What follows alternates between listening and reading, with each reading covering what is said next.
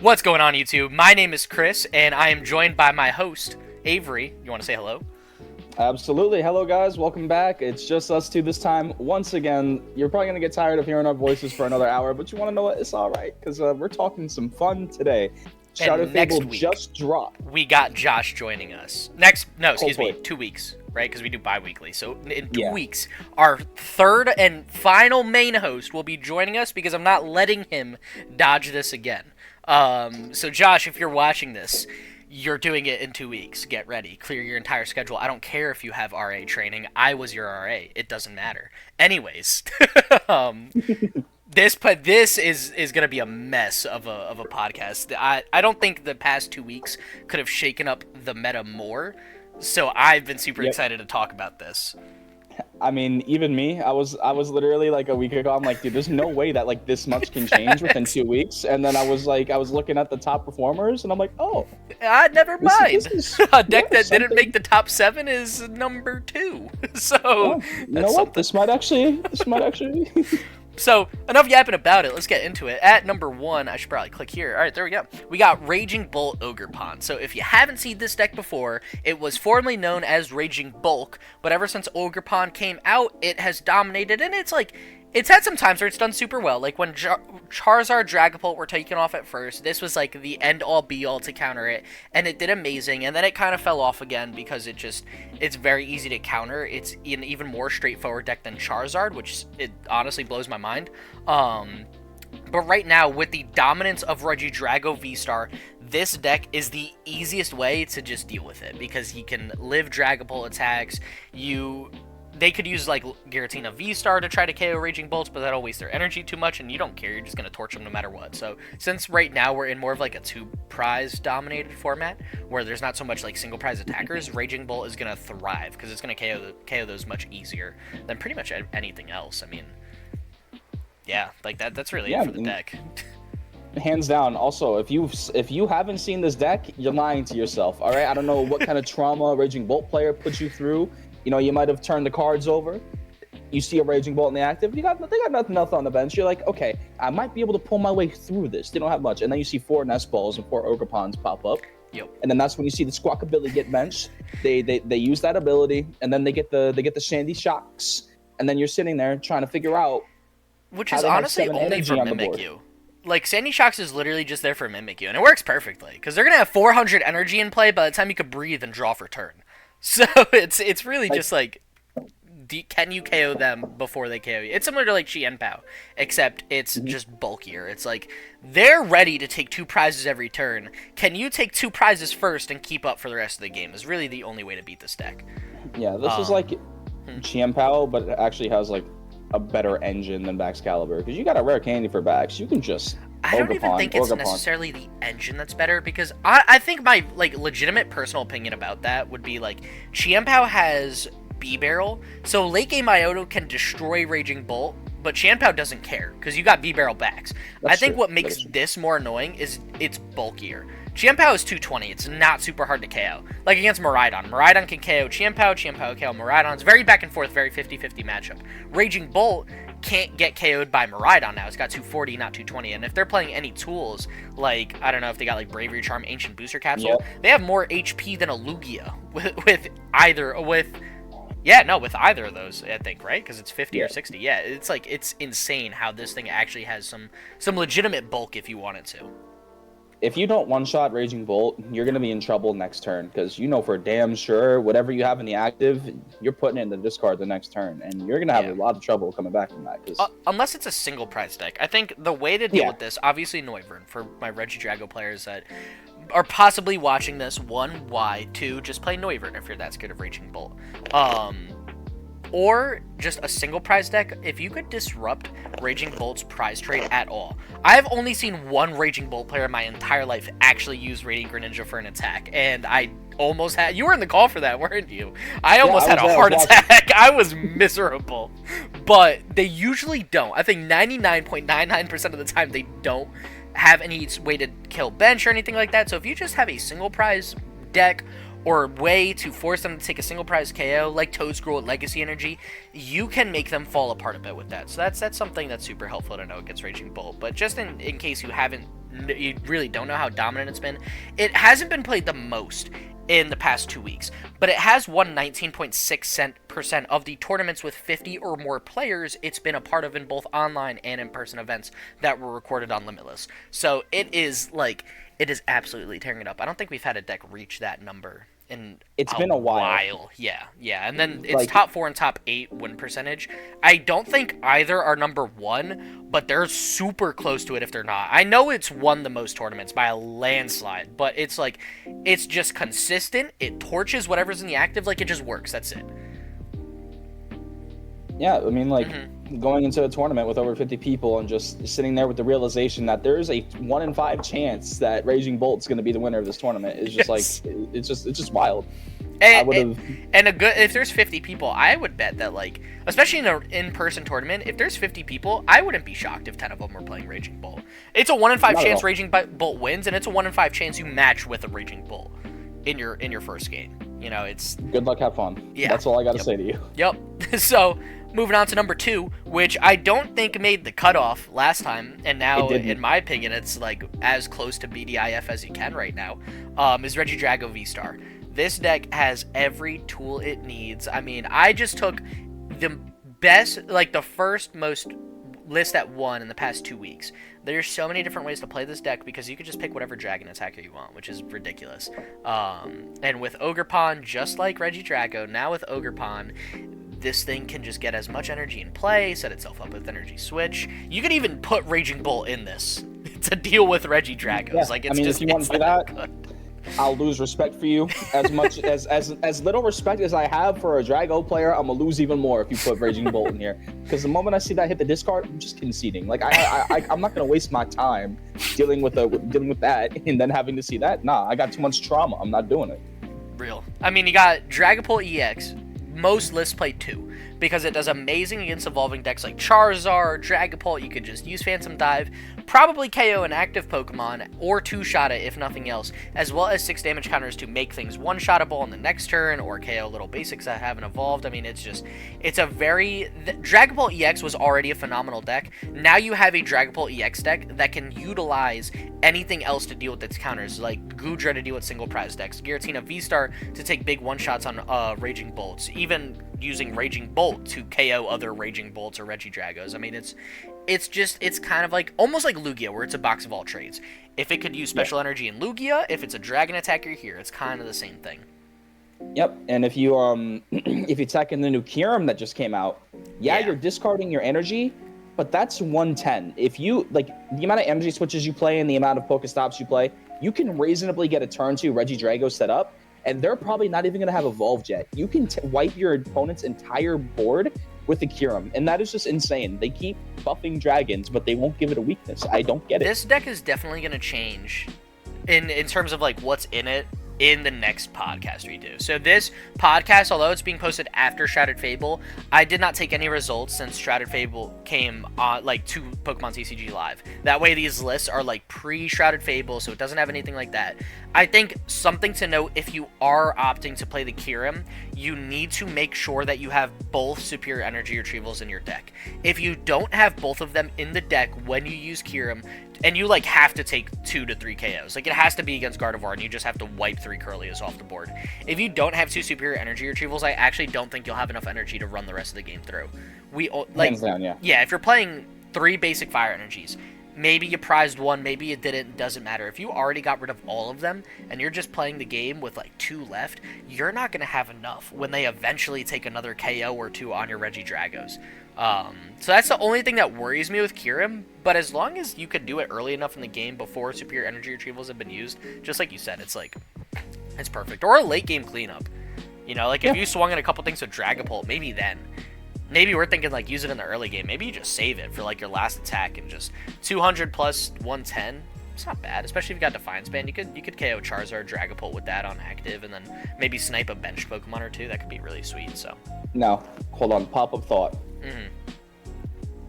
If you use Kyurem on Regidrago for a late game cleanup, you could hit Raging Bolt with, if you play the new Dusknoir that comes out, or Dusclops, I forget which one, but you drop 13, I think it is, on one of your opponent's Pokemon. 13 to 1. Yep. If you place that on a Raging Bolt, you can one-shot it with Hiram. And that's 2 prizes, not to count the other 2 that you might be taking. That would be... You're saying Dusknoir and Regidrago I don't think would work. It wouldn't, but it would be something that if I saw on the ladder, I would uninstall the game. And Dusknoir Hiram could be fun. There's like something there with that, but not in Regidrago, because I think at that point, then you needed a whole Dusknoir line on top of Regidragos and Ogerpons and all the other dragon attackers you have. Like, just think about trying to fit like a 2-1-2 line in this deck. It would not happen. Like, just get rid of. Yeah, you don't need research. You don't need Ionics. Get rid of it. Get rid of research, please. Get rid of the ways to put dragon Pokemon in discard. Anyways, in terms of how this deck is doing, more people are playing this than Raging Bull. If you look, 10% of people are playing this. 13% of players winning tournaments are playing Regidrago. I mean, it's close to dominating as hard as Raging Bull. I think the only reason why it's lower is because Raging Bolt counters this so perfectly. Got a more dominant top 4 performance and a top 8 performance, again, because it just counters more of the meta. It's just the number 1 deck is taking down this, which is played more, and also having a much higher turnover rate to making top cuts. So that, like, 1 Raging Bolt player that made top cut has a much better chance of winning the tournament than 3 Regidrago players, because if they match with any or all of them, they'll probably win that matchup. So that's really, I think, the big thing to know with the 1 to 2. But I think, honestly, either spot is flippable. Like, if you want to tell me this deck is number 1 right now and Raging Bull is number 2, I'd probably be cool with that. Yep, and with the buffs that Dragon Pokemon are going to get in late this year, and we'll probably talk about it on the next podcast or the one after it. We'll probably mention it if nothing else in the next podcast, but then if we don't have a segment to talk about the new cards coming out, we definitely will in the one after that, right before Baltimore. Yep, Dragon Pokemon are going to get even better. So you guys, if you're playing Raging Bolt and Regidrago, get ready for the buff of your life. If you don't like these decks, good luck, have fun. That's all I can say to you. If you're watching this channel, chances are you don't like meta decks anyways, so pull out your low and Vulpix V-Stars and get ready to start running over Regidrago. Get them out the binder. 98 cents on TCG Player. You can fact check me. I don't think that's the case, but like, nah. I was like, man, hold dude. on, I'll actually check that right now. While you fact check that, I'm going to go on to number 3 and just give it a little preview. But that was pretty epic. I went the wrong way. Number 3, we got Gardevoir EX. $1.03. That's insane. You were way too locked in on that. We got Gardevoir EX on the number 3 spot. The former BDIF, I think, has lost its spot to Regidrago because Regidrago can just abuse Dragapult and really just deal with benched Pokemon in this deck and spreading more damage counters and stuff that needs to take damage with Gardevoir's ability. We talked about it a lot last video. I don't think there's much more to talk about it in this podcast. I mean, you've seen the deck before. You've definitely played against it before. Chances are you didn't like it. You probably played a best of 1 in 45 minutes. Exactly. Yeah. If I catch you sitting across from me at the table playing Gardevoir, I'm gonna pull out my concealed cologne, and I'm gonna spray it on my neck, hit 2 on the cufflinks, and I'm gonna rub it across my arms. That's my hyper aroma. You play yours, I play mine. Because chances are you haven't used deodorant, you haven't taken a shower, you haven't even seen water. You don't even know what water is. All you know is Dr. Pepper and not grass, not touching grass. That's it. The last time you saw green was when a Raging Bolt discarded grass energy. That's the last time you saw any green. Crazy call out. This deck is solid, though. I mean, if you don't know what Gardevoir does, you use Gardevoir EX's ability, you put a whole bunch of damage onto Driftblooms and Screamtails to swing for big Okos on whatever's in the active spot or the bench spot with the nice single prizer. Like, you could KO a Raging Bolt very easily with Driftbloom or Screamtails if it's on the bench. Like, Screamtails could just take out, with Bravery Charm, a Teal Mask Ogerpon. And that's the thing against Raging Bolt. It doesn't matter how you take 2 prize cards this turn, just that you take 2. So if you leave their Raging Bolts and use Screamtails to KO their Ogerpons because they have less HP, like, that's fine. It doesn't matter. So, like, that's just what makes this deck so powerful. And with the healing potential that Monkey Dory brings to the table, it actually somehow elevated this deck more than I ever would have thought. Yeah, it's, like, actually insane. And I love the double Klefki lead that this player opted for. It just deals with Ogerpon and Raging Bull so well because no Squawk. No Squawk right now is big for a lot of top decks. So to be able to sit behind Klefki every now and then is probably like a phenomenal thing. And Fluttermane isn't too bad either. I mean, if it's in the active, you're shutting off abilities too. You're just in the active spot, but yeah, no, I completely agree. And that could be an evolution Pokemon. So even if it's in the Also active Guardy. spot in like the middle of a Charizard game, if they evolve their active Charmander to a Charizard or something Oh, like no, that by don't do it. accident, it's like Oh, it's no. cooked. Yeah. It's So, close. yeah. No, definitely a solid deck all around. I mean, heavy Arven, heavy Iono, heavy hand disruption. You got big draw with Curlia, so if you get Iono'd, as long as you draw one card, you're fine. You can just refinement away, probably 2 times, maybe a Radiant Greninja. You'll be up to like 6-7 cards in no time. So, Gardevoir, solid deck. I think it's like just about the same win percentage as Reggie Drago? It is the exact same. I think it's actually higher in top 4, top 8. The reason I put it at 3 under Reggie Drago's, I think Reggie Drago swings so much better into Guardy than Guardy does into Reggie Drago. And compared to how dominant Gardevoir was 2 weeks ago, I think just the fact that it's fallen off this much to Reggie Drago, I don't think it deserves to be in the number 1 spot right now. Exactly. Yeah. And especially with Shadow Fable having so much dark support. Yeah, oh my god, yeah, that's a good point. Guardy's getting cooked. Guardy just gets cooked. Could put it in the 3, could put it in the 1 if it makes you feel better. By the time you're watching this video, it's already not in the number 1 spot. So it's like, sure, you know, it's just the past 2 weeks, kind of pre-Shrouded Fable, what was doing amazing, and then taking these decks and turning them into cards with Shrouded Fable, I think is going to be the best way to take this meta review.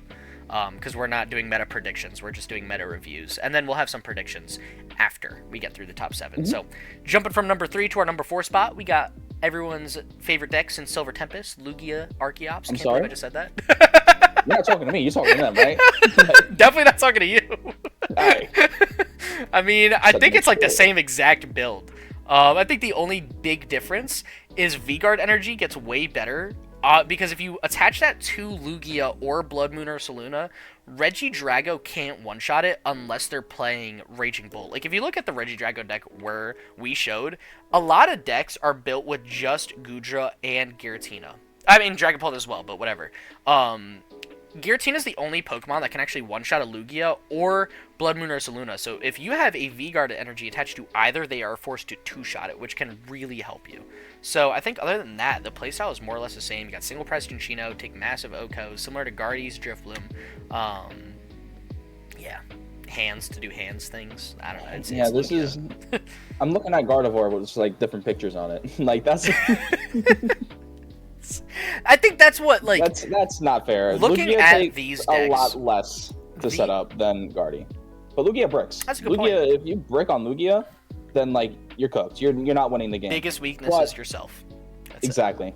It's like a 50-50 with your deck. You either get Lugia V-Star, 2 Archeops, and a Cinccino fully set up by turn 3, or it's like you have turn a 2. Lugia. You either start with like Luminion inactive because that was your only Pokemon and 6 special energy in your hand, or you have everything. There's no in between. There's never an in between.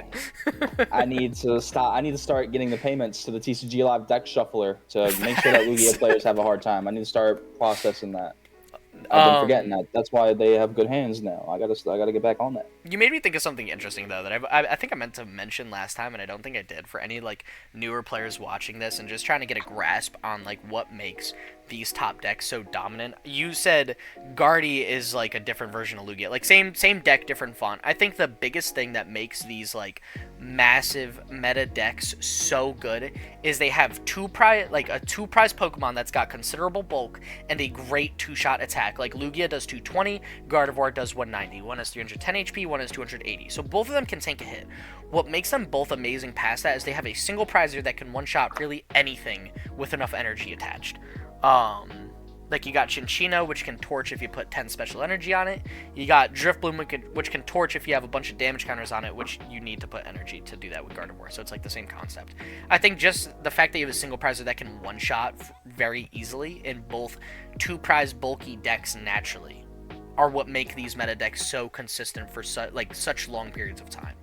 Exactly. So it's just something to keep in mind. Like if you're trying to make a deck, and I'll showcase one that I made like personally, like from scratch in the top rogue decks. It follows a similar vibe to those, and I'm sure Avery, you know which one I'm talking about. So, oh yeah. So Lugia, solid win percentage for overall tournaments. It has a much lower rate of play at 6.9% than any of the other decks we've shown so far, but it still wins just as many, if not more, tournaments because it's, like we mentioned, it's amazing. I mean, if you play it, you're either going to brick 7 games in a row, or you're going to watch your opponent do absolutely nothing 7 games in a row because you're running them over. It's the same kind of vibe.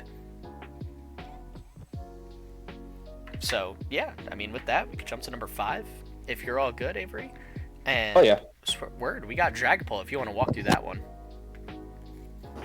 Do I really wanna? I don't. Right, I so- got beef with Dragapult, so I really don't. You and me both. All right, so Dragapult is essentially, like we were talking about, same deck, different font. This thing follows the same style as Zard, where you just get all your GPs down with Buddy Buddy Paulfins, and then you play a heavy Arven count. The Arven count is wild crazy. In both. You get rare candy. Yeah, you play it down. This is another one of those decks that's like rare candy dependent in a sense, because you do play 4 Drocolope. But if This you list can rare plays candy 3. your active Drag, And I like just 3 Jackalope. I don't think you need more than that. Between B-Barrel, Pidgeot, you really don't need a 4th Jackalope. You could use that spot elsewhere probably, because you're gonna rare candy a Dragapult at some point. yeah, you're gonna be searching for a rare candy. You're gonna get a Yeah. Dragapult in the active. It's going to happen. And with Neo Upper Energy being as decent as it is in a deck like this, you're gonna be cooking. You're swinging for 200, 60 on whatever bench Pokemon. It is 60, right? I'm not. Yeah, my yeah. brain's And you tripping, could yeah. spread the 60. So if you just put like let's say you're up against Raging Bolt, which isn't a great matchup at all. What you could try to do is put 10 damage on a few different Ogre Pawns on the bench, and then gust those up to KO at 200 damage. And I think that's what makes Dragapult as good as it is. You could spread that 60 damage however you need. Exactly, and that's like one of the biggest things. It's like some Pokemon are just like, oh yeah, it's only on one Pokemon. Nah. Or if you're up against like Miraidon, you could put 30 damage on an Iron Hands, 20 on a Miraidon EX, and then you could put 10 damage on really whoever at that point, or start setting something up to put it in that 200 range so it gets KO'd with Phantom Dive. I mean, I think that's what's like Dragapult's biggest flexes, is you have 200 damage to active, 2-shotting whatever you're looking at, but you can soften things up by using that attack as well. You don't have to use a different Pokemon or a different attack. You just need to do your thing, and you'll naturally set up things for one-shot KO. So I think that's kind of nice. Yeah, it is. I haven't played it because I have self-respect. But if you play a Dragapult, and I feel like it's not going to be the most difficult deck to do, but I feel like it's definitely something that takes at least a little bit of skill. You have to be able to figure out what you want when you want it. I think it's like if I was helping a new player play, like my cousin actually, that you've been in the call with a few times. He'll probably be a guest on the podcast at some point soon too. He's going to Baltimore with us.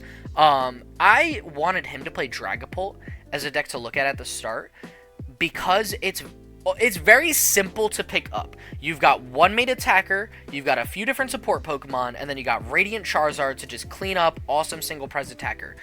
But the reason I liked Dragapult is because a new player playing Dragapult is going to see success. So they'll win a bunch of games, they've got some great matchups, they can really experience what it's like to win games and make some really cool plays with like Neo Upper Energy and Defiance Band. Maybe you had to use Luminion in a cool scenario to get a supporter you forgot about like Turo. Like it's got a lot of cool things, but I think the biggest thing with Dragapult is a good player will shine like no other compared to a new player just because of the 6 damage counters. Like when I was playing with my cousin when he started, he just put the damage counters wherever. He didn't process where the most optimal spot to put him was. But when you really start thinking about like the long con with decks, like, oh, if I put 30 damage here, it's not going to help me now, but it'll soften up that Lugia V-Star for Radiant Charizard to KO like 2 turns from now. And then you can really start to take this deck to another level. So that's why, honestly, I like Dragapult for newer players for that reason. Because they can pick it up, they can do well, and then they can really progress as they learn the game better and other decks and different matchups. I think it's one of those decks. It's a great pick for newer players. Yeah, Dragapult's one of those decks that's like easy to learn, hard to master. Yeah, I will admit, like that 60 damage that you can spread anywhere, that is probably the biggest like skill check in the game. Yes. And by the way your opponent places that damage, you can tell exactly what kind of level player they are. And that's a very awesome thing. I think that's I like that. I like that when I can tell what my opponent's skill level is, and I can sort of work around that. Like when I'm playing Toadscruel, and they put all the damage counters on my other Toadscruel on the bench because it has more HP, but it has an energy, so it doesn't take any damage because they don't read the card. Welcome back. Sorry for the cut. Our friend joined mid-call. Yeah, I mean, we thought this was locked in. I forgot. I must have left the key in the lock. That's my fault. That's on me. I'll take the blame. One of the cooler things I think is that, like, as much as I hate Pidgeot EX and how it's just like a free computer search with a good attack, I think it's one of the best cards in the game. I mean, genuinely, if you had to tell me what the best card is, I'd probably say it's Pidgeot, simply for the fact that you get a computer search every turn. Whatever you need, you can set yourself up perfectly. And then you can also use 4 Sealstone in the same turn. You can grab 2 of whatever you need in the same turn, and then you can just win the game by that. And it's one of those abilities that's like, how has this not been taken out yet? Because every time they've tried to do it, it's been absolutely insane. It But blows then you my remember mind back, because I remember when Arceus came out. Sorry to cut you off. It just when Arceus came out, you and me used to get so mad. Searching for 2 cards once per game is the stupidest thing I've ever seen. And now it's like, damn, that's mid. Like that's so. It's like, ah, cool. You can do that every turn essentially. It's like, oh my all right, gosh. cool, grab what you need. Like, I'm still gonna take you out next turn. I mean, that might have been because Arceus at the time was like one of the bigger V stars. It was, But yeah, now- no, it totally was. I hated now Arceus Sarah- players. Now I'm gonna cry when it rotates. Listen, you're gonna be all right. We're gonna find you something new. All right, But it's not gonna feel the same. just play expanded. I can't. I I don't wanna get can't. into I that. can't don't see wanna get into Mew. I that. can't. don't No, we're wanna not get doing into this now. Gotta like hold my chain for comfort, thinking about Mew coming back and expanded. that. They're probably on the ladder right now, just Being walking sleazy and biohazard. smelly like normal. Yup.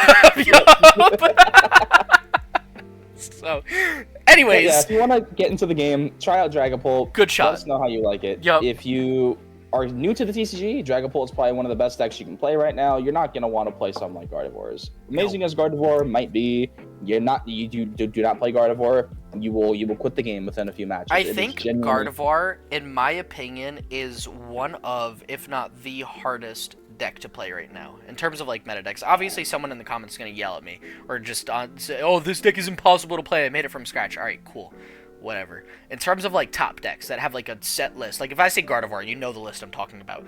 Gardevoir, I think, is actually the hardest to play, and I don't know if there's a debate around that, especially for like actual tournaments. Maybe not on the game-to-game basis, but for tournaments, it's like you have to pace yourself so well because games are gonna take 40 minutes, so you have to know within 3 turns, am I scooping this? Even though I might have a chance of winning, because if I play it through, I'm not going to have time to win 2 more games and like close out a win. So it's decisions like that, and just how many decisions you make a turn. What do I refinement away? When do I use rod? Like, just so many things. It's like, that makes it the hardest deck to play. Don't pick it up if you're a new player. Something like this is going to be much better. Hands down. Hands down. I couldn't have said it any better myself. Yeah. So, moving on from Dragapult, in the number 6 spot, we have Snorlax Stall. I'll tell you this. If I have a shitty day at work, I'm picking stall, and I'm going to waste your time. I'm going to tab out, play a different game. Play Siege in the background. Exactly. I'm going to tab out, play around real quick, a CS, Valorant, whatever you want to call it, whatever you want to play. I'll play a full set of 3 in Tekken real quick, and then I'll tab back in, and then I'll say, you want to know what? That's really cute right there. Let me Airy real quick. Oh, that's awesome. Oh, those red candies, those Switch cards? Don't remember asking. Yeah, you might want to put those in the discard pile. You can get those back if you play Magneton, but like if you don't have Magneton, then like that's just gone forever. Oh, I'm about to deck out Pidgeot. Put it back. Just put it back. Yep. You could probably argue to a judge, Pidgeot is the only card here. Do you even need me to draw? Because I'm just gonna bench it and put it back. There's no need for me to draw. It's just gonna sit there. Now he might look at you and say, but you still need to draw a card. But you're just saving time.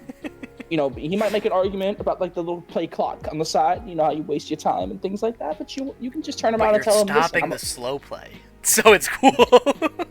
Yeah, like I'm playing stall. I want to be slow, but now I don't want to be slow, and it's the problem. Like, why are you looking at me like I'm crazy? You just begged for this 40 turns ago.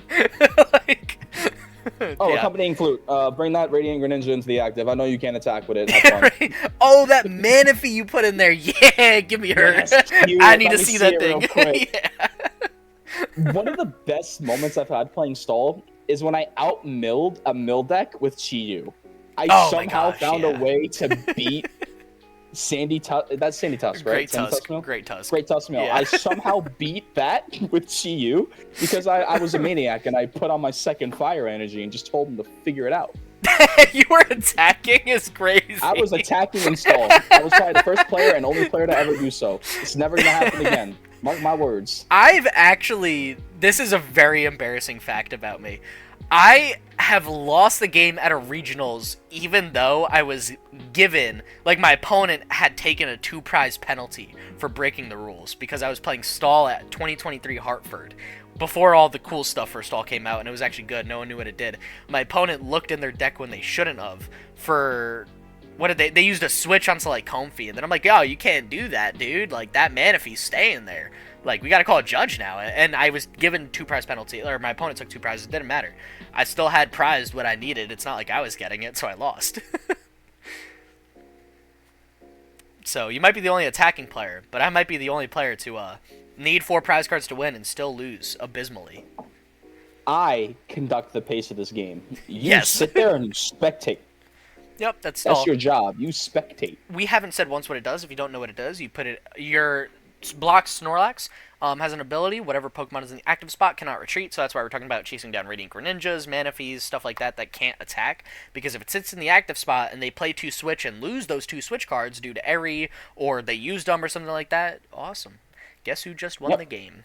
You know, that's essentially You're playing against anything like Gardevoir. You see a Radiant Greninja Manaphy, bring it up. You're playing against Charizard Pidgeot. You're not taking prizes. Bring me that Radiant Charizard. Find the 5 energy, please. I want to see it happen. If they don't want to put down Manaphy or Greninja, you're going to use Erica's Invitation to take it out of hand. You could put in the Man's Hike to take it out of discard, and you could use Accompanying Flute to take it out of the deck. So if they don't want to play their Pokemon down because they're scared of you, you could play it for them. Yeah, exactly. Like, you could just do whatever you want with them.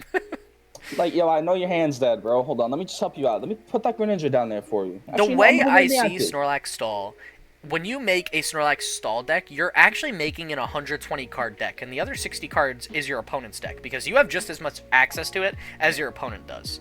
Oh, yeah. That's essentially the only way to think about it, and I love it. And unless you have the stupid, you're not going to deck out with Snorlax stall. No, yeah. As long as you, like, if your Pidgeot's prized, Heavy Ball, just bring it, just get it. If your Heavy Ball and Pidgeot are prized, you just gotta scoop. That's no, you don't even have to. You can still probably deck them out first if you're just more conservative with your resources. Fair enough. Yep, GU is still an option. Yep. And if it's not, you could deck them out with just Snorlax and Mimikyu. Just let it sit there. So play a different game. That's it for Snorlax. For the number 7 deck, just because I can't handle talking about Snorlax for much more. Sooner, we might as well just start playing it. We got Charizard Pidgeot. I don't know why I wanted to jump to this. I really didn't, actually. You could take this one.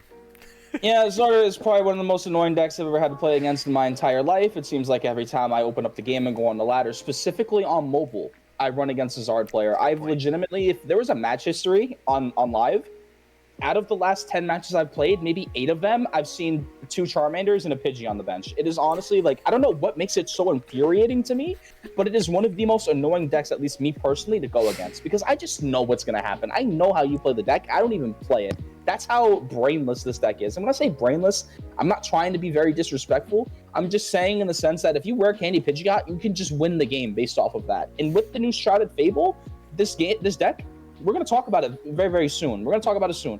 But I have some very strong opinions on Zard, as much as I have strong opinions on a good bit of the meta. And I will say I've been very unfair as far as the gameplay goes. I mean, it's just, I can own that. I mean, but this deck right here, I will say, Charizard and Gardevoir are my least favorite decks to play against, because if you're playing Gardevoir, you're probably a really smart player and you know how to play it, and that infuriates me, because if I have a bad day, or if I have a long, this week felt like it dragged on too long. If I opened up live right now and played against Zard, I might actually just crash out. Like, my room just got repainted and everything. There might need to be a new painter. There might need to be some new drywall. That's put a few holes in it. I have very differing opinions on Charizard. I think it's a very dominant deck for good reason. It's got amazing bulk. It's got a good attack that can one-shot things in the late game. That being said, it's one of those decks to me where it's like the decks I naturally enjoy playing have good Zard matchups, because it's just so simple. It's so straightforward. And if you're that scared of Charizard, Cornerstone Ogerpon stall him. You know, put like a Mimikyu down, tell them to freak out, because they can only attack it with like Charmeleons and Radiant Charizard. You know, it's it's very good, very straightforward though. So unlike Gardevoir, where you have no idea how your opponent is gonna make you wish you played the one-piece card game, Charizard, you know exactly what they're gonna do. You could probably take their turn for them without actually seeing their hand. Just because you know what's in it, because they always got what they need. It's very simple. It's a very simple deck, very good for beginners, same thing. One of those decks with a high ceiling. I mean, it's very good for intro players because it's very straightforward. You'll get a good grasp for the game. You can really just take off and win games early, which will get you involved in it, but then a good Charizard player will make anyone else look like a joke. So if you have a person that's like thinking about playing Guardy and they chose to play Charizard, it's for a reason, and I'm scared of that reason, whatever it may be. So, yeah, you guys are freaks. Yeah, don't match with me. I will scoot. So, that'll wrap it up for this week's meta forecast from the top meta decks. Getting into the next small portion, we will talk about the 3 best rogue decks, in our opinion, that are in good spots. And these are not in any particular order like the top 7 just were. We just kind of listed them 1 to 3, but for no particular reason. And we got Quad Thorns. Do you want to go over that, or do you want me to? I mean, I don't play the deck much, but I have. I can. It is insane. It is an annoying deck because, as Chris has said multiple times in the past, this is one of those decks that either you win or you lose.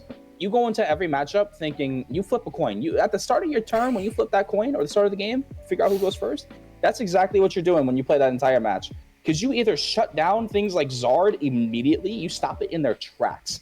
You're not starting with anything other than Iron Thorns. Surprisingly, Zard is one of the harder matchups because you 3-shot it. And if they just force feed you single prizers while manually setting up a bench Charmander, that is very fair, yeah. When Charizard comes to the active spot with 2 energy, if you don't flip heads on those crushing hammers, 1 Charizard can run you over, which is something I didn't totally process. Okay, they don't have Pidgeot, but Charizard always has it, so they'll get a Charizard out and they'll get energy on it. It's just a matter of do your crushing hammers flip heads that game. If they do, you can beat Charizard. If they don't, honestly, Charizard will probably beat you. That might be the one matchup where it's like kind of a 50-50 and down to your hammers. I think what is amazing about it right now, how are you going to play Raging Bolt when your Ogre Pawns don't work, or Regidrago? When you shut down Legacy Star and Teal Dance, they fall apart. So, they're gonna have to figure it out. They got the manual attached, and by then you're taking out everything they got. And that's part of the reason why, because this is actually one of my favorite decks to play right now. I think Guardy playing 2 Klefkis and Fluttermane is amazing, because this shuts down Gardevoir EX's ability. But if you could sit behind a Klefki to shut down Iron Thorns' ability, and then use your Gardevoirs to put an energy in retreat with either of those Pokemon, you're fine. You know, you'll make it work. So I think that's why having multiple things to shut down abilities, especially in the active spot, is amazing. As someone who's played a decent bit of Quad Thorns, like that's something that makes Guardy. If a Guardy player, again, a good Guardy player will know that instantly. If they start doing that, you're cooked. It doesn't matter what happens after that. But yeah, this matchup has auto wins, auto losses. Your Ogerpon is either going to sit there and be a liability, or you're playing a bad matchup. Yeah. Mm-hmm. Yeah, pretty simple. It's fun, though. It's a lot of fun. Yeah, if you want to have fun, play Quad Thorns. Watch your opponent scald. Watch them literally lose hair on their head from stress. If you want to climb on the ladder, play Quad Thorns. People will see Quad Thorns and they don't even care. They're like, you know what? I just want to play a matchup that's kind of fun and back and forth, not this mess. And they'll just scoop within like 3 turns. So if you want a really dumb deck to climb the ladder with, give Quad Thorns a shout. And don't be afraid of taking 6 mulligans. Again, you're either winning the match or you're not. It doesn't matter if your opponent has 20 cards in hand. You know, it's fine. They can only play 1 supporter. Yeah. Yeah, they can only play 1 supporter. Although, you want to go second with this deck. Very true. You want to get Turbo yours out Energize. first. You want to Turbo Energize and get as many energies set up with Turbo Energize as possible to follow through the rest of the game. So yeah, it's pretty much it for Quad Thorns. Very simple list, very disruptive, a lot of fun. Number 2, we got This Is All You, because this is your deck. This is your top pick.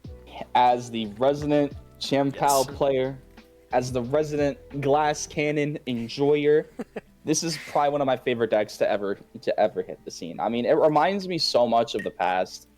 It is just a blast. I mean, it genuinely is. I mean, you play 2 of the 70 HP Frigibacks just to dodge Dragapult.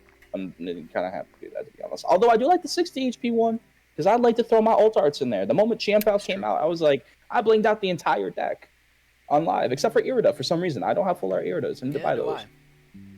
Yep. The Dunsparce as the draw engine, I like that. As a Dunsparce connoisseur, I think it's very silly Pokemon. If I'm gonna draw, I'm gonna draw it with something I like. I'm gonna keep it real with you. I like B-Barrel more than the Dunsparce. I respect how the Dunsparce is doing well. You got Forest Seal Stone with rare candies and Arvins. Like, it makes sense, but I like good old Chien-Pao B-Barrel.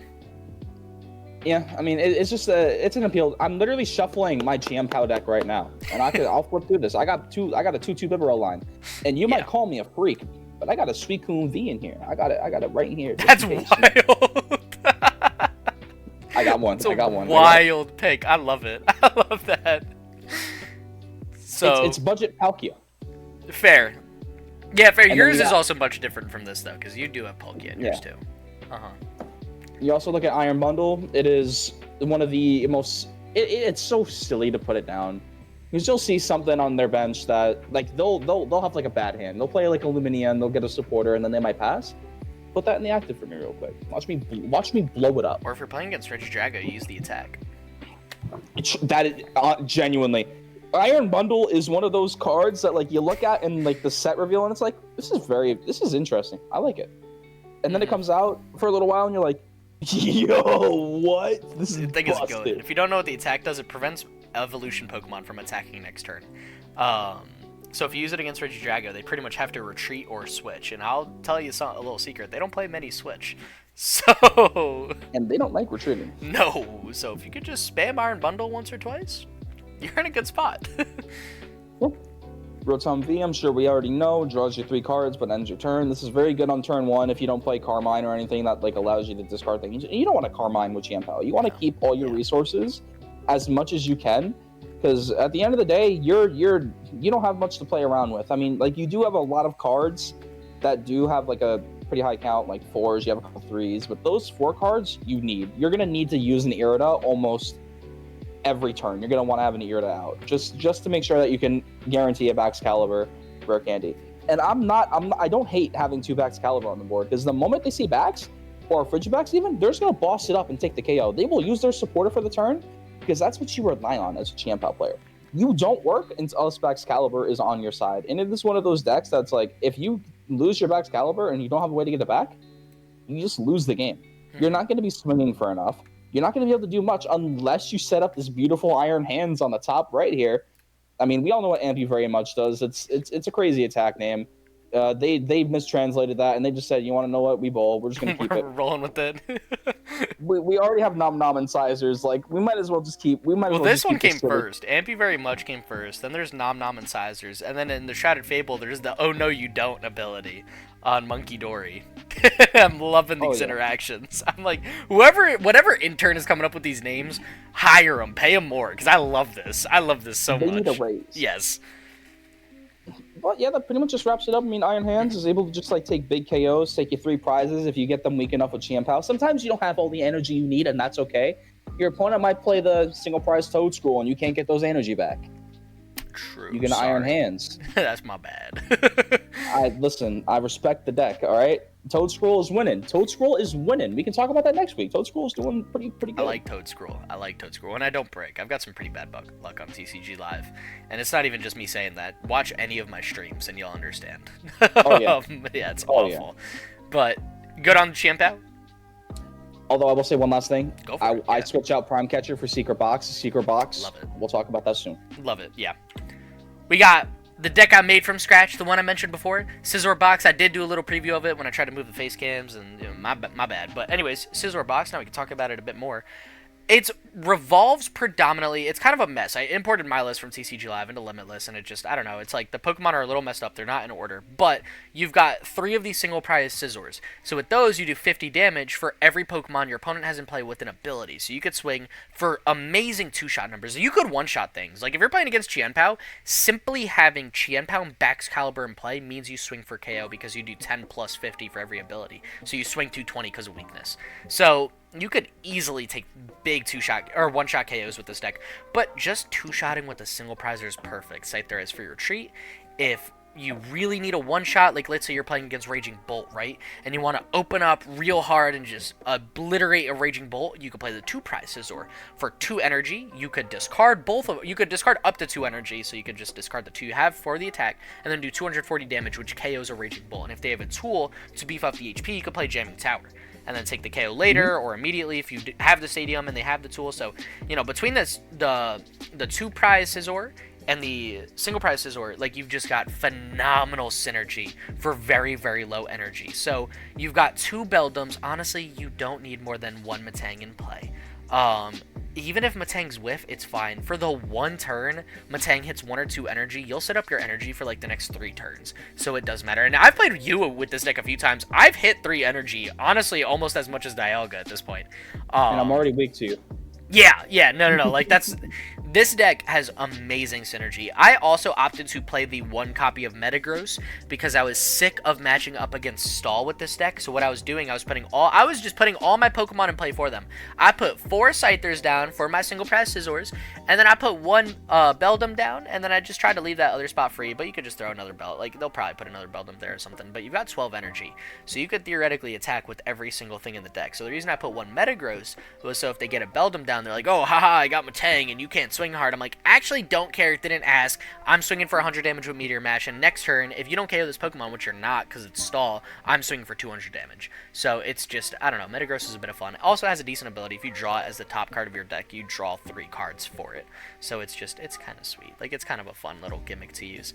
High counts a Gust. You just want to Gust KO whatever is in play. Like, if you're up against Regidrago, and they're like, oh, well, I'll counter this by using Goodra, you'll just say, okay, that's cool. That Ogerpon on your bench, give me that, I'll KO it. I don't care. I'm taking 2 prizes. You can do whatever you want without it. And that's pretty much the whole list. I love it, though. I think it's a lot of fun. Solid synergy between the two. Good ways to recycle with 2 Rod, 1 Lana's Aid. You've got Kieran for occasional damage buff on Scizor. Like, if your opponent has a whole bunch of ability Pokemon in play, they have 6 ability Pokemon. Like, if you're up against Charizard, Regidrago could hit that number as well. That will cap out at what? I think it's like, I don't know, or if they have 5 in play. At some point, it caps out at like 260. I feel like I hit a lot. So with 1 Kieran, you could KO Regidrago in like 1 shot, or Lugia, which has been a super, super helpful thing. So I like the Kieran addition as in the deck. And yeah, that's pretty much it for the list. Very simple list. Pick it up. Very simple list. It does very well. If you want a really fun, random rogue deck that most of your opponents at locals have never seen, give this one a shout. It's a lot better. Like, you test it on live, but it's a lot better than I think really anyone, including myself, thinks like half the time. Yeah, so, fair enough. It's probably also very cheap. It is. It is. I think the Scizor EXs are like 45 cents on TCG Player for the regular art. Like, if you really want to start swinging hard at your locals and make a few friends along the way, or enemies. Bring Scizor. Yeah. Because you are either everyone's going to either be crowding at your table after they finish their match to come watch you. You'll be the man of the day at locals if you're rocking Scizor. There's no way anyone would be mad at you. I think people would love it if you won, even over them, with a thing like Scizor. That would be hilarious. So, yeah, give the deck a shot. Oh, yeah, you could probably, with the exception of Prime Catcher, you could probably buy the entire deck for like $15. And then double it with Prime Catcher for 30. So it's like, and you can play other ace specs. I just put Prime Catcher in here because I think it is the best. But if you are balling on a tight budget and you want to put Legacy Energy or even like Secret Box for more consistency, although I don't think it's necessary in a deck like this, it's very consistent. Maybe Hero's Cape, you could easily switch it out for whatever you need, or whatever you got. So that'll do it for the top rogue decks for the past 2 weeks and stuff that we think will be doing all right into the next week or 2, which will bring us to the top tech cards. Mostly unchanged from the last set. Jamming Tower gets rid of Forest Seal Stone, or not gets rid of, but stops your opponent from using Forest Seal Stone. Lost City stops Gardevoir from getting their attackers and Pokemon in play. Mimikyu, Ogerpon deal with top decks like Raging Bolt, Regidrago very well. Secret Box, if you want to talk about that, because I know you love that card the most. Secret Box is probably my favorite ace spec card in the game. Not only is the art beautiful, like, you're cracking open that box and you're getting something crazy. If you're playing something like Gardevoir, for instance, but you can just discard 3 Psychic Energy. That powers up almost your entire board. You can swing on anything with that. And then you can search for an item card, tool, supporter, and a stadium. That is going to set you up. You get everything that you could possibly need. And in the Darkrai list that I play, that relies heavily on damage through poison and things like that, your item card could be something like a Nest Ball, Ultra Ball, something that can get you your Darkrai V-Star. Your tool card, Binding Mochi. You can use your stadium card, Perilous Jungle. They do 2 more damage counters on poison Pokemon between turns. You can get yourself a Professor Research with that supporter, or you can get a Janine's Secret Art. Boom, there you go. You have an extra couple energies on your board. Now you're swinging even harder with Darkrai. It's just honestly one of the most fun ace specs cards in the game because it just allows you. It is literally like Schrodinger's box. You can get started any possible way that you want. If you feel like your opening hand is bad and you get a secret box, just get rid of whatever you don't need. Because this is the card that will set you up for the rest of the match if you play it right. If you're thinking ahead and you understand what your opponent has, what they might be doing, the deck that they're playing, the things that they're doing around it, how smart is your opponent, you can get something really popping with a secret box. And I'm just very, very much a fan of it. it is just an all-around search card that I really enjoy it. I mean, there's just like no two ways about it. Prime Catcher is really good, but it's literally just Guzma from Sun and Moon. Cope, sorry, your one card is just a double switch, which is very, very good. Don't get me wrong.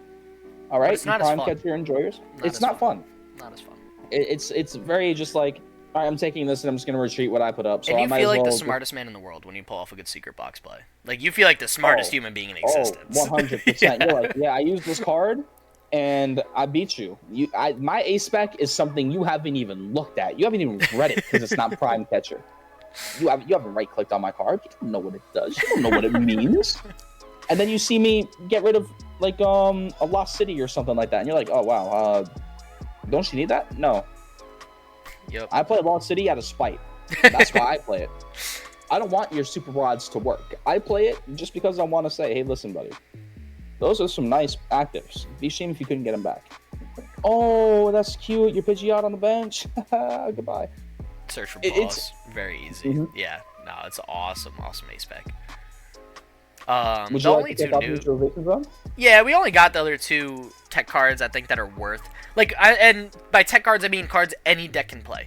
Neutralization Zone can only be played in decks that don't have rule boxes. It prevents all damage so it's a little confusing. So all of your non-rule box Pokemon in play will take no damage from Pokemon. Pokemon EX and V. So Radiance can. Oh no. I think it's. Let me move the little camera right here. It should be from all opponents EX and V. Yeah. Okay. Oh no, it's rule box Pokemon. I don't have rule box pair opponents. Oh, I don't know why actually they say that, because it makes it seem like Radiance won't affect them. Radiance will still attack the Pokemon if you have Neutralization Zone. I don't know why the text on the card, I gotta look into that, makes it seem like that's not the case. I'm pretty sure it just prevents EX and V damage. So it's really good if you need them to live a hit from a Charizard EX, or a board with Dragapults, or Raging Bolts, Regidrago. Like, it's just an awesome tech card for any single prize dominated deck. Like, if you got a fun Okie Dokie deck, Neutralization Zone could be the key. Although in that you might want Legacy Energy. A deck maybe not Okie Dokie. I probably shouldn't pick that as my example. And I was going to say United Wings, but you want Secret Box in that too. So, you know, there are single prize decks out there like Blood Moon or Saluna. Blood Moon or Saluna, this could be a legit A spec for. So something to keep in mind with that. We got Pokemon League Headquarters. Attacks used by each basic Pokemon in play cost a colorless energy more. So if you're just, you know, you got a nice evolving deck that's a little rogue, like Arbok, Scovillain, Scizor, and you just want to make it a bit harder for Ogerpons and Raging Bolts and just, Sableye swinging for 2 energy, you know, cards like that are annoying you, put in a Pokemon League Headquarters. I think now is a great time for it. There's a lot of Pokemon that are in a lot of common decks that this will affect. Even in Charizard. You know, if you're up against a Charizard player and you have this down and all of a sudden they forgot about it, and then Radiant Charizard is in the active spot and can't attack, that's huge for you. So, definitely something worth teching if you want. Even just a one-off stadium. I think Pokemon League Headquarters and Lost City, I'd put them on, like, they both can deal with the same amount of decks. Like, they can both annoy the same amount of decks. They annoy 2 different sets of players, but overall, like, the same amount. So I think both are solid. And Jamming Tower, I'd put all 3 of those in, like, the same kind of boat. So, yeah, that's the top tech card. So now we will be brought to the mid segment, although I feel like at this point it's like we're like 3/4 in. This might be a slightly longer one too, but who cares? Why not? It's podcast, whatever we want to talk about. We got Who's That Pokemon? So in this game, I probably should have prepped some questions, but essentially, Avery selected a small image from a Pokemon card with the Pokemon in the image, I hope, and he's going to remove the first box, and I'm going to have, what did we do, 10 questions, 5 questions to guess the Pokemon? It might have been 7 with 2 hints. I'm not sure. 7 and 2 hints. That's it. I forgot to write it down at the start. I had like a nice note page on my desk on last time because it was like our first podcast and I was all prepared. And then I cleaned my desk and accidentally threw it out, so I don't have that anymore. I have to go back on my computer and find it. But yeah, so I'll have 7 questions, 2 hints. I did not prep any questions. I am just going off the dome, and I got 3 guesses to guess which Pokemon card I am staring at. So if you want to remove the card, some other general rules, they have to be in the standard format, and I think that's about it. Did you remove the box? I did. It does not appear on your end. Let's see. I'm gonna escape. Oh wait, you literally moved it. You didn't delete it. Oh, maybe I'm just dense. Dude, what? Wait, what? Okay. All right, I got 3 guesses, right? Mm-hmm. Something tells me this is like Mimikyu, but I don't know because the color looks Mimikyu. But let me use some questions first before I lock in on a guess. I'm like, I could guess now. I'm not gonna. Is this from the Scarlet Violet or Sword Shield era? Oh, that's another rule. Questions have to be Pokemon card related. Can't ask questions about a Pokemon. I can't be like, oh, is this from like Gen 5? Is this before Gen 5 or after Gen 5? I have to be like, oh, is this Sword Shield, Scarlet Violet era? So that's another rule of the game. Is this Sword and Shield or Scarlet Violet era? This is Scarlet and Violet. Dude, it literally has to be. What's another question that will really just tell me? Does this card have an ability? That's 2. Indeed it does. Is it an annoying ability? Yes. Is it actually Mimikyu? Yeah. Are you serious? I said that before. I wanted to use its ears. I should have guessed before any questions. I had this, dude. It's Safeguard Mimikyu is the card. Yeah. Yeah, okay, cool. I'm gonna escape. And yeah, you moved it. Alright, perfect. Dude, I had that dialed in on the stomach. I'm like, yo, I know the shade of Mimikyu. This has to be it. Bro recognized the hex code of the card. That's crazy. That's so embarrassing, bro. I'm like, tears are coming to my eyes because I looked at that and I'm like, nah, it's legit Mimikyu's stomach. It's because it's facing the light on the right. I play this card an unholy amount of times. I know the shade is from right to left, and that's Mimikyu's colors, and I know it's got the black on it, so I'm like, this has to be Mimikyu, but I don't want to seem like an idiot and guess first, no questions, so I had to ask questions. Yeah, fair enough. That one, dialed in. I think if it was like the granny art Mimikyu, the trainer gallery, I would have almost been more stumped because I see that Mimikyu a lot less. But I love Safeguard Mimikyu so much. I love Mimikyu so. Awesome. You just put that up there and your opponent just cries. Pretty much. Top set card. Put it in your deck. Anyways. Word. Going on. We got some of the top decks. Shrouded Fable has been out now for online for 2 days at this point of recording. So just some top decks that we've had a bit of fun playing, that we've seen on the ladder a lot that are doing super well, that have done well in I think a couple tournaments that have happened since Shrouded Fable has been live. So one of them is United Wings. It's buggy on TCG Live. If you didn't see my YouTube video, go watch it. Why are you watching my podcast without the much shorter, actually not much shorter, they're almost the same length, videos? I played United Wings, watched the game 4 because it was a mess. Did you see it? I'm halfway through. Oh my god, dude. 1, I played 4 games because 3 were so short. And the 4th game, Ditto, is the most bug card I've ever seen. It was awful. Oh, wow. When you play it, your game just freezes until you, like, run out of time, even though you're not allowed to play cards, and then your opponent could keep playing. And then if you're lucky, when the turn comes back to you, you'll be allowed to play them. But there was a point where, like, I had Watch Roll floating in the active spot. I forgot if I was trying to retreat it or something, but you know when you click on a card, it like floats on top of the board when it's in the active spot? It was literally sitting there floating for like 5 minutes. And I just let it rock. Like, I was hanging out with it. It's a mess, yeah. So, United Wings, go into a locals, get this deck. A lot of fun. Love United Wings. It does amazing damage now with the new Dart Tricks. You could swing for 320 damage with all United Wings Pokemon in discard. If you use Rowlet, you can one-shot Charizards because it's weak to grass. I mean, super, super fun single prize deck. I think this might be one of the most fun single prize decks that's ever been released that I have been a player for. 100%. Yeah. It's nothing. If you guys remember Night March, if you remember Night March, you understand how much of a pain that deck was to go against. But this is a lot more fun. This is a lot more fun to go against because you're not sitting at a DCE Jolt Tick that is just board wiping you for free every single turn. You're staring at a bunch of variety of attackers. I mean, you're hitting for weakness on a good amount of the meta. Yes. Depending on your attacker. And you can, like, Ditto, as buggy as it is on live, and it wasn't on TCGO. It wasn't buggy for so long. Because I used to play United Wings on live. And then all of a sudden, like 2 weeks before Shattered Fable comes out, it's like, oh, wait, we're releasing, like, a fun single prize deck. Let me just make Ditto, like, awful. Because it used to work fine. I know that for a fact. Now it doesn't. Maybe it might be because, like, remember that time I was playing Magnezone and one of the attacks wasn't showing up? It might be because there's, like, way too many attackers in your discard pile.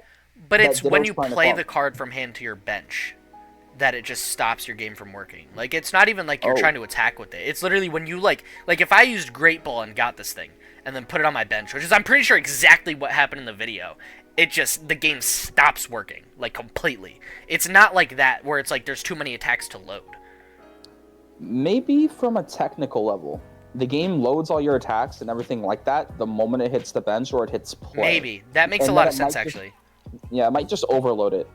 And it's just like, oh wow, there's 30 attackers here, but I can only display like 6 moves. You're gonna get soft locked, and it's just, it's unfortunate. Yeah. Because I'm sorry, but it's just like how game development is.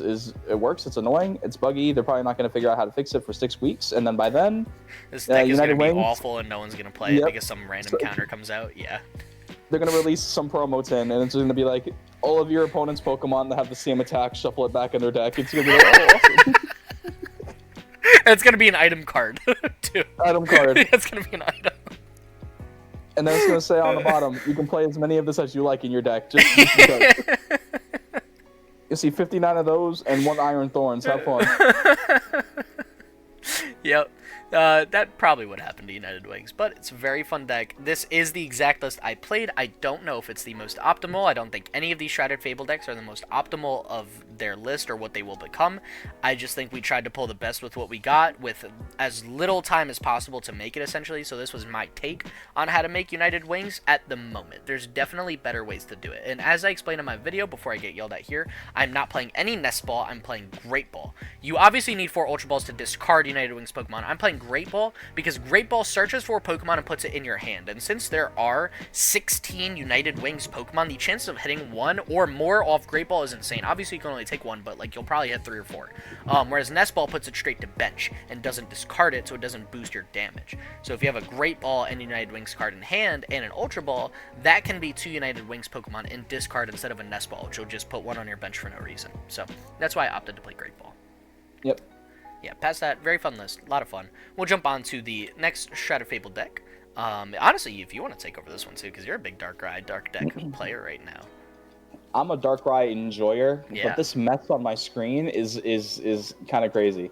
Don't get me wrong, this deck is insane. Like, if you haven't played this yet, copy-paste this exact list, you will perform very, very well. The Darkrai build that I typically play does a lot more poison damage. It does so much more. Oh, yeah. Because you substitute Greninja for Sneasler, you play Perilous Jungle as your stadium, you're hitting for 50 damage in between turns with poison, and also, because you're playing Brute Bonnet, you poison yourself. Binding Mochi essentially acts as 2 dark energy for Darkrai at that point. But you might not even need it anymore if you play Pekaron EX. It's actually something to think about. I forgot about that. Did you ever read that attack? Oh, no, because you need a poison both active. Pekaron only poisons you. Never mind. I didn't process that. When your opponent's taking 100 damage just because they don't have the ability to retreat, and then you're swinging more Darkrai, you're cleaning up the entire board. Now, this list right here, I like it. I like it a lot. Sneasler's really good against a lot of decks right now. Pheasantipity, Monkey Dory, Roaring... don't even get me started on Roaring Moon. Yeah, your opponent's active Pokemon, goodbye. Okidogi, Perchant, like, you're just looking at a very, very solid... Like, this is the dark Pokemon set. Yeah. It seems like at least every era of the TCG, every generation, I will say, we get one set that is so focused on darks. It is honestly going to be so much fun. It's actually a really funny point. When the Eternatus came out. Yeah, I didn't think about that at all. No, you're actually, like, 100% right. This is, like, just the set for dark Pokemon to make a comeback.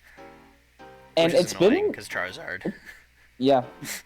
I mean, if Charizard wasn't the dark type, then, like, dark types wouldn't really be seen as much. I mean, we don't really have much going on for dark types. I mean, Darkrai was really your only, like, dark good attacker.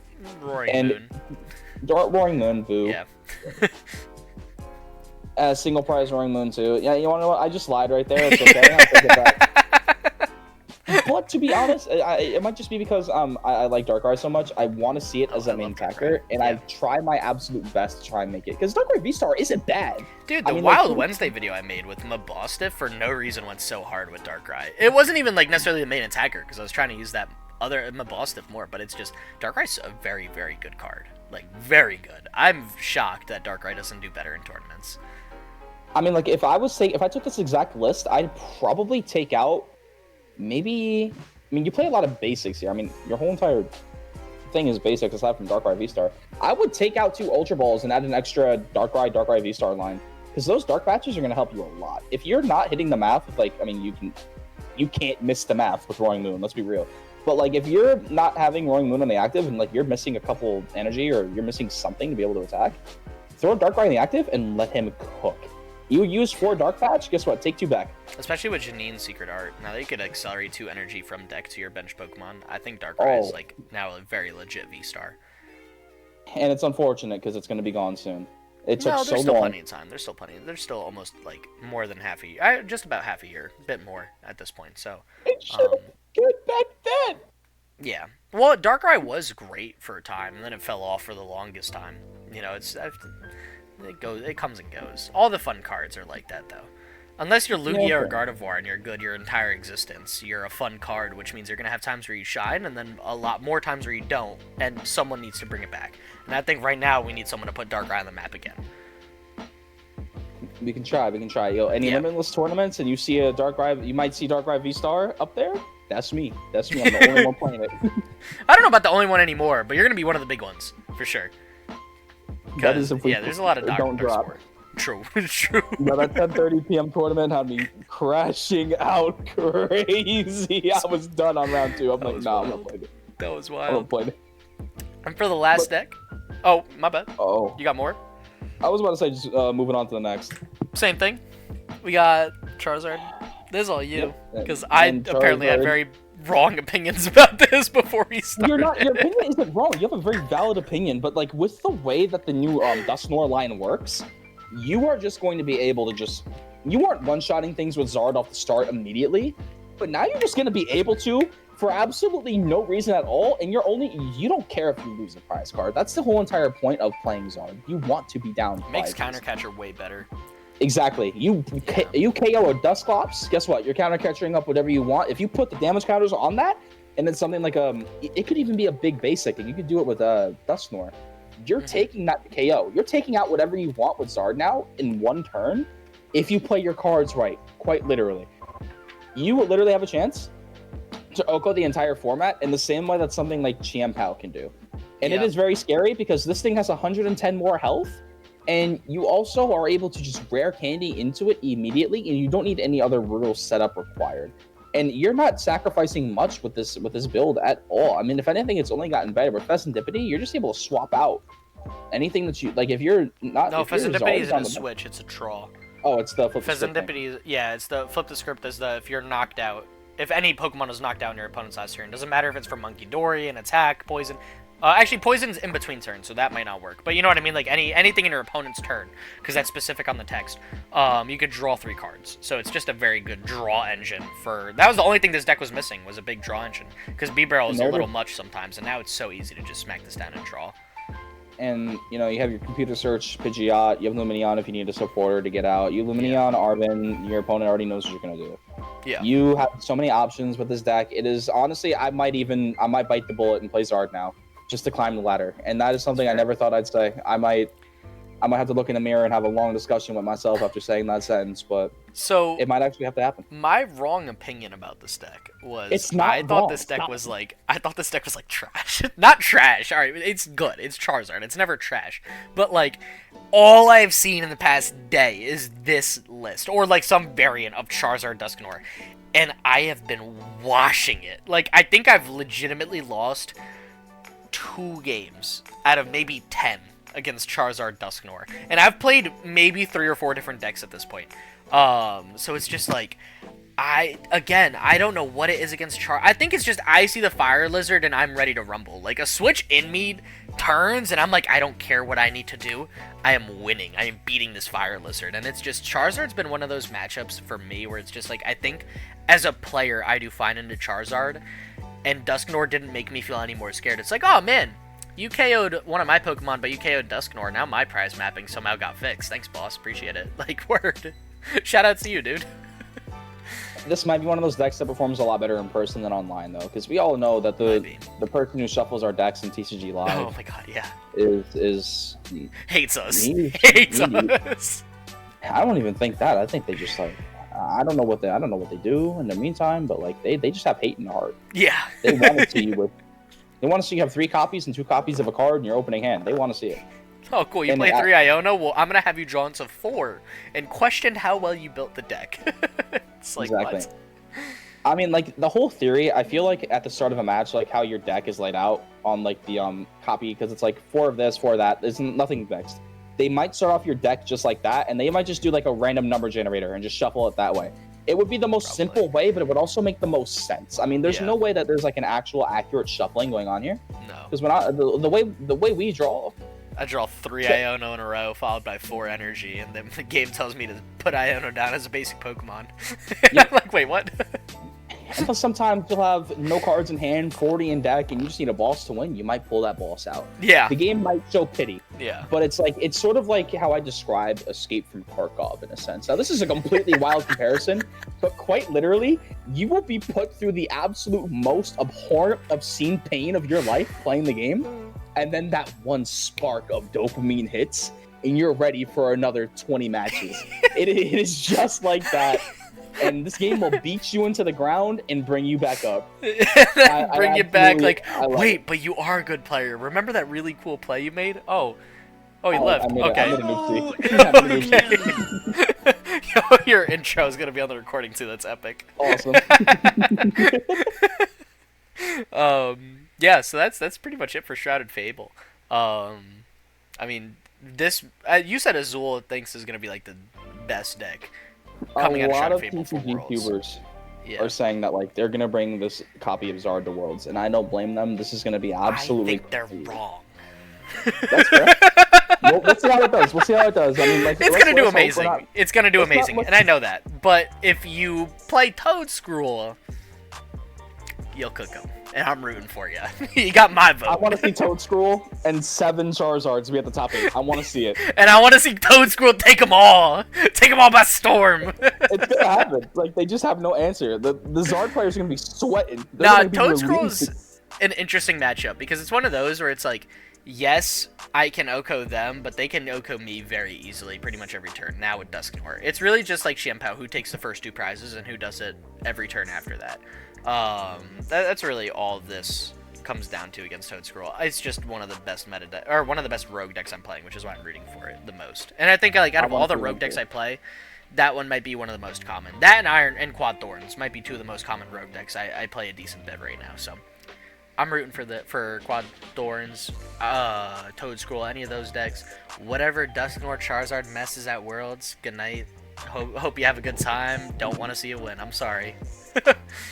You guys are just conforming to the meta. Click on his videos. Pick a random one and play that list. For if you've made it this win. far in this podcast, you better be watching these random decks I make. Oh, 100%. Every day, I might get some insider info, here and there. I might figure out what he's playing, but I'm still clicking on that video to figure out how it does. Appreciate that. And that's what you guys should do. You should be clicking on these videos because every day I'm like, wow, there's no way this card exists and it actually works. And I don't tell you guys what I make either. I'll talk to you guys. I'll be like, hey, what deck should I make tomorrow?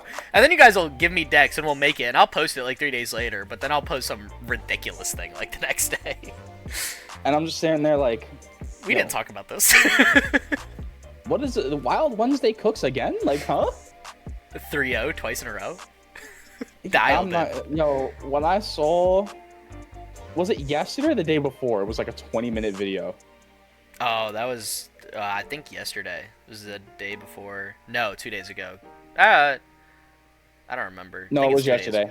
Scormillion yeah. EX, like, when you said 20-minute game, I thought you were exaggerating. No. That is your average. That is a quarter of a Gardevoir match. You're playing. That's a fact. I won 3 games in 20 minutes with a 4-minute intro for 24 minutes in the video. And that's also with my, like, outro and, like, all that. Like, that was maybe 18 minutes for 3 games. Maybe. Like, I'm scrolling through the channel, and, like, I'm seeing, like, you have 50 minutes here. 50-minute average. I think I average at, like, 51, 20-something is, like, my average video length or something like that. It was set somewhere. I'm seeing 24. I'm like, there's no way. Hold on. There has to be, like, there has to be something wrong. No. Yeah, there was something and wrong. And it was my opponent's you decks. Have iron hands. Goodbye, all of your lightning energy. It's all gone. Discard the top 2. Guess what, buddy? They're lightning energies now. Oh, you wanted Arvin? I think I put it on top for you. Let me show you and flip it over and put it in this card. It's honestly, there's a lot of fun decks you can find on this channel, and I'm here for it all the time. If you want to have some, if you're here and you're like kind of sick of playing Zard and just like autopiloting your brain, come on, pick one of these lists. Have a good time on the ladder. Win or lose, you're gonna get that elo back when you pick up Zard anyway. They're gonna, just have fun. Just have a fun time. That's what we're here for. We're here to have fun and win at the same time. I dream of the day where the most played deck at a tournament is like 5%, 7%. That's what we want to see. Like peak. Is like every deck has like 1% or less. You know what I mean? It's like everyone, like there's 100 people, like 10 of them are playing the same deck at 10%, and the other like 90 are playing like 50 different lists. Like that would be so cool, you know? Exactly, and those are the days. Like you want to open up, you want to go on World, and you want to say, what is this deck and why is it winning? Yeah. Because I'll never forget it. When I saw Mega Audino win Worlds, I'm like, dude, like everyone looked over this card. Like everyone thought it was garbage. How was it? Like how did you pull this off? Real. And it just took the whole world by storm. But nowadays, I mean, like, was it last Worlds? It was like top 8 was like 6 Gardevoirs and like, what else was there? Probably. It was like might have been all 2 Mew. Lost Box. Might have been all Mew. Last Worlds had Mew. Might have been like 6 Mews. Yeah, it was just like, congratulations. Like, yeah, that's not. You're not gonna sit there and watch it and like sit there and be like, oh my god, yo, no way. You're sitting there like, oh yeah, that's Mew. Calling out the finals plays as they happen because you know their deck as well.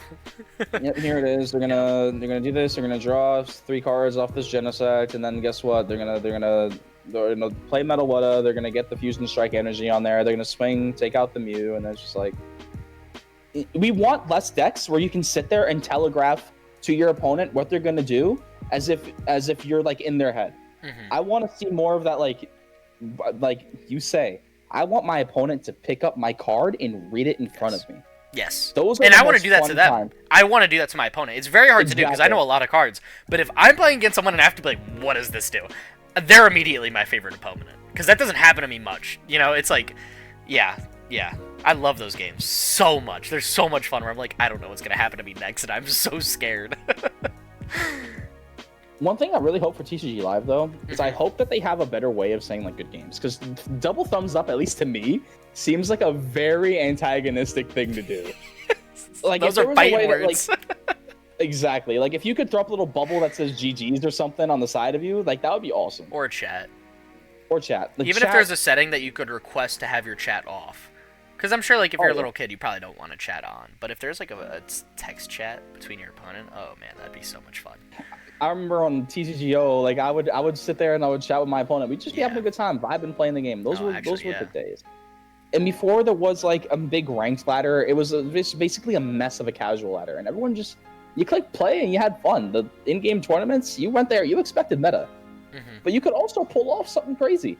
And we want to see that happen. And that's one of the main things, at least I see out of this channel, is we want to see you guys play these decks, have a good time, have fun. It's not always about what wins. It's about just enjoying the game. What the vibes are. What the vibes. Exactly. Pokemon is an amazingly fun game. It's, if you're playing TCGs, it's probably the cheaper TCG. Let's be honest. I mean, like, I think it's the cheapest. I think it's honestly probably one of the most fun. Yeah, it's not super expensive like One Piece. There's not like it. I feel like Magic is much more complicated. I think Magic is amazing too, but I think Magic is just a more expensive and more complicated version of Pokemon. Which isn't. There's nothing wrong with that. I just think like, not at all. Yeah, it's a very straightforward game and a very straightforward rule set like Pokemon. When you take your decks to new levels that are very complicated, it makes your opponent think like, man, dude, there's so many more levels to this game that like I didn't even know, and that's what makes it so enjoyable, at least to me. So, yeah. Like when I introduce my friends to Pokemon, and I'm sitting here and I'm like, they could do this, they could do this, they could do this, or I could do this, I could do this, I could do this. Mm-hmm. It's a lot less of attack, because there's a lot more going into it. Mm-hmm. And there is just so much that's going on at one time. It is. I'm not going to say that like it's very not beginner friendly, because this is the most beginner friendly TCG out there. But once again, easy to pick up, hard to master. If you're a really good player, it will show in the way you play. And if you're a very if your skill is minuscule, it will also show in the way you play. But that's fine, because you're here to have fun and learn it. I want to see everybody get to a good level. I want to see everybody perform with a garbage deck. That's what I want to see. Yes. Because that just shows the amount of brain that you have. I want to see people get amazing. I don't want to see people get turned off of the game because they play against something that's like, oh, they just played this Reggie Drago like 8 games in a row, and I got cooked by Dragapult without Dragapult. You know, I want to see a Scovelin versus like Scizor matchup. Something ridiculous. Yeah, I want to look over at a table and just be like, yo, what is going on? Like, what is going on over there? You get that a lot of locals. Like, a lot of people at locals are running fun decks, but like when you get to like a regional or something, and you're not looking at tables interested in their game. You're just like, oh yeah, guess what? Like, you could tell their opponent what they have in their hand. Like, yeah, I know. Here it is. And then their opponent will tell you as you're looking at their cards what their opponent's gonna do. Mm-hmm. But hey, I mean, it's where the game's progressing. It's a fun game. I do love it. I think it's a good spot right now overall. And just glancing at the time, this segment, since Crash has left, has already been an hour, so this is going to be a longer podcast. So we will call it here for the day, but before we end, I just want to say thank you to SlidesGo for letting me use your presentation. SlidesGo, if any person from this company somehow is watching this, give me a sponsor, because I'm going to be using your presentation backgrounds for pretty much all these podcasts, so thank you so much. You can look up SlidesGo on any search engine, and you should get it. Any of my information is right here. It should also be in the description down below if you want to join the Discord server and cook up some decks with my friends and I, such as Avery and myself, or any of the other members in the channel. We've been having a ton of fun lately, just talking about different cards that are good, different cards we've gotten from polls and stuff like that. It's a ton of fun. Give it a shout. So thank you so much to SlidesGo for letting me use the slide. Information's here, will be in the description down below. Thank you for tuning into this episode of the Battle VIPs podcast, and I hope to see you guys in episode number 3 with Josh. Josh, you're gonna be there. Thank you. Have a nice night. Stay epic. Peace. Have a good one.